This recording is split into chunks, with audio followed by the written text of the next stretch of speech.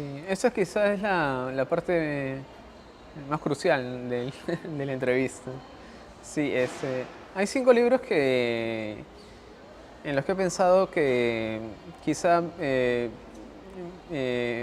resuenan aún en mí o todavía me acompañan, y en ese sentido son libros memorables porque todavía habitan en mi memoria, digamos que están nadando por ahí y no los he olvidado.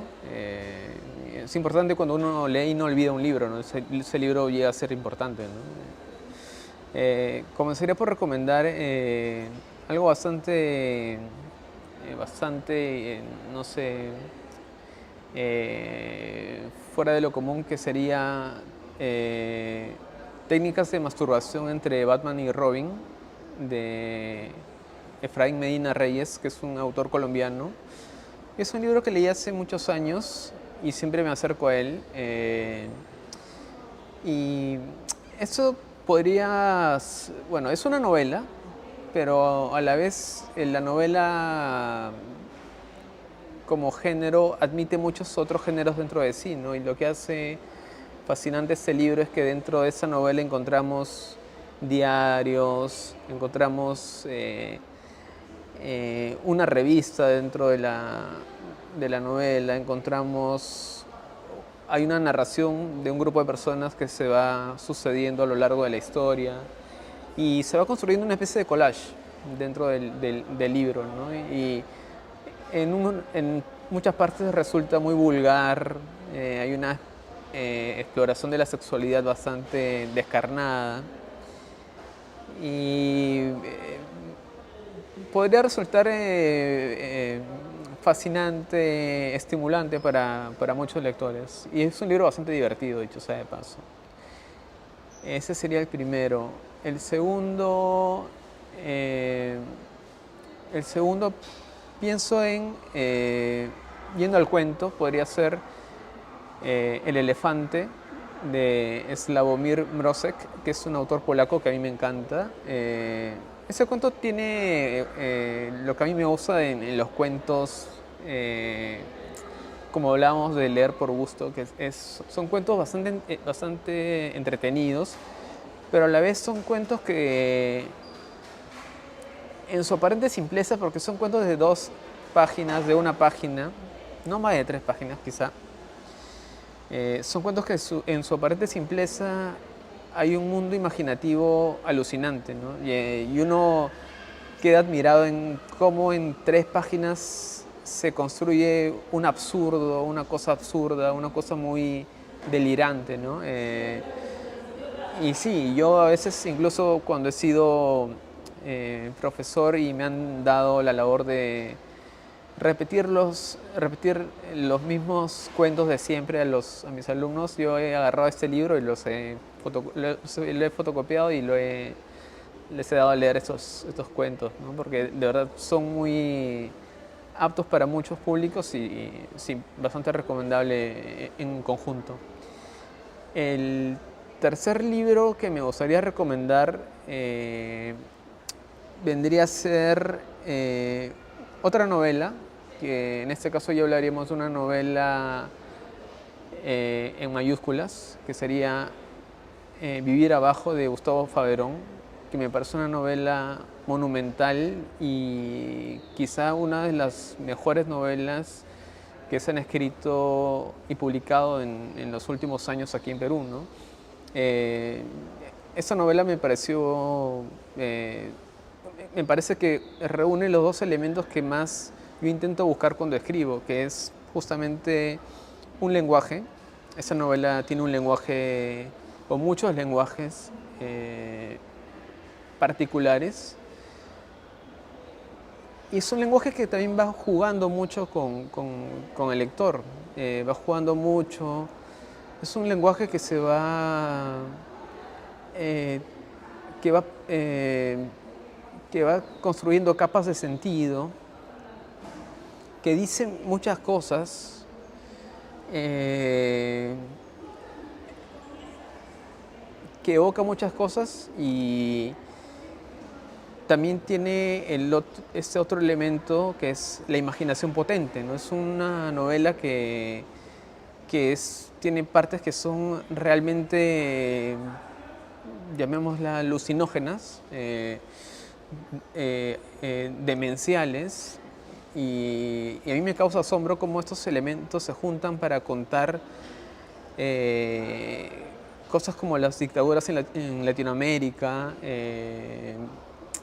Es una novela que, por estos elementos que confluyen o que se unen en algún momento, construyen una gran narración, ¿no? Yo he salido de esa novela bastante golpeado, en el buen sentido, pero yo siempre la evoco y la recomiendo, por supuesto, ¿no? Vamos en la cuarta, ¿verdad? Vamos, La cuarta, me gustaría recomendar, más que, bueno, un autor sería César Aira, ¿no?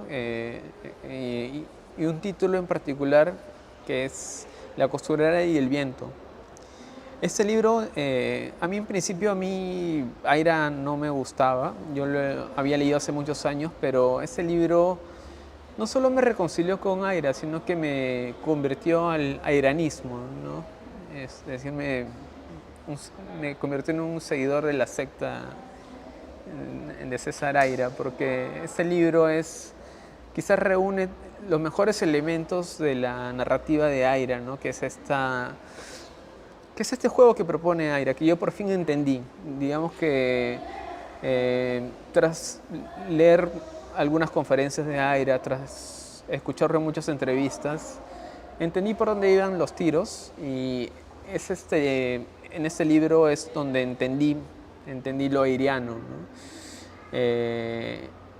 Y por ejemplo, este libro empieza el narrador diciendo que quiere escribir algo, no sabe muy bien qué es, y que solo tiene un título, y que ese título es La costurera y el viento, ¿no? Y nosotros los lectores asistimos a la construcción de la novela conforme la vamos leyendo, ¿no? Y el narrador tampoco sabe muy bien por dónde va a ir la novela, ¿no? Y somos partícipes de cómo se va construyendo la novela y cómo el narrador va construyéndola sin que él mismo sepa por dónde va, ¿no?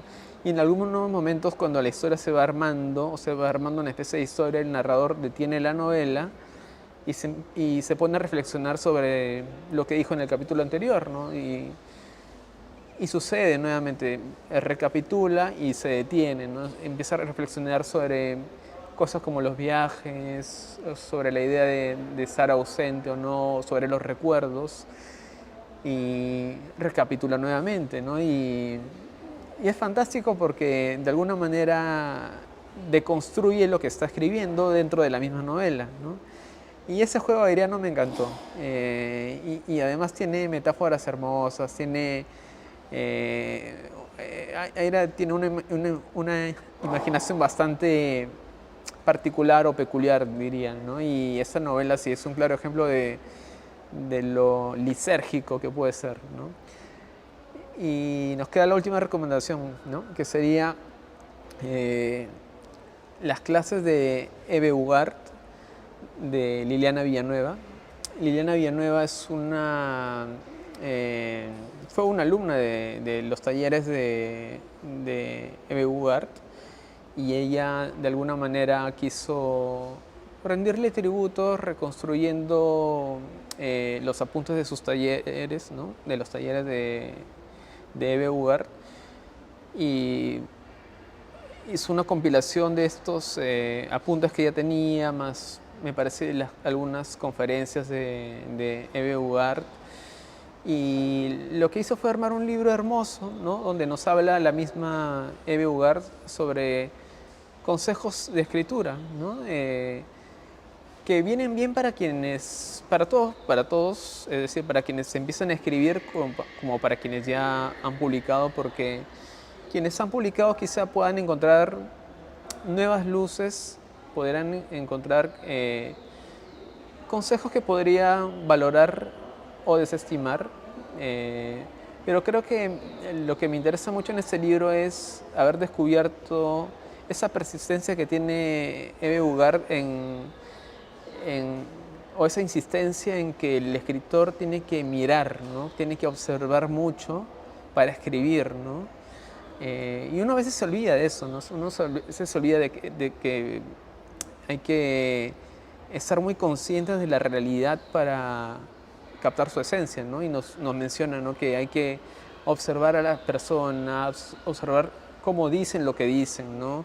Qué muletillas usan.